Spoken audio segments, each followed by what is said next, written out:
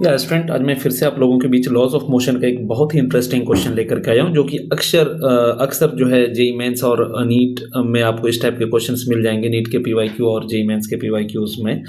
देखिए क्वेश्चन क्या कह रहा है, कि एक given object takes n times the time to slide down 45 degree rough inclined plane as it takes the time between slide as it takes the time to slide down an identical perfectly smooth 45 degree inclined plane. देखिए question के कहने का मतलब यह है कि अगर कोई एक ऑब्जेक्ट है जो अगर इस स्मूथ सरफेस पर अगर मूव करता है तो उसको जो भी टाइम लगता है, सपोज यहाँ पर टाइम t लगता है, तो रफ सरफेस पर उसको मूव करने में जो टाइम लगता है t डैश, वो असल में इस टाइम का n टाइम्स है, यानी n इंटू टी हो जाएगा। ठीक है, कह रहा है कि the coefficient of kinetic friction between the object and the surface of the inclined plane is क्या होगा, यानी आपसे क्वेश्चन इस म्यू की वैल्यू पूछा है। ठीक, तो अगर मैं इसको शॉर्ट्स के लिए अगर मैं तैयार करूं तो मैं ये सीधा कह सकता हूं कि आप सीधा सीधा यहाँ पर एक रिलेशन याद रखो, coefficient of friction is equal to होता है टेन थीटा इंटू 1 - 1/n²। ये सीधा सीधा आप एक रिलेशन याद रख सकते हो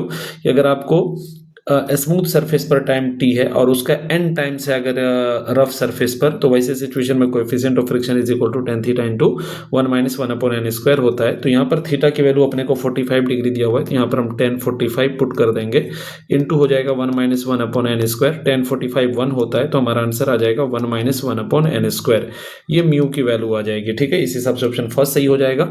बट इसमें जो भी चीज़ मिसिंग रहेगा, आप कुछ भी यहाँ पर पता कर सकते हो, एन पता कर सकते हो या थीटा या म्यू, कुछ भी एक मिसिंग रहेगा उसको पता करना होगा। Thank you.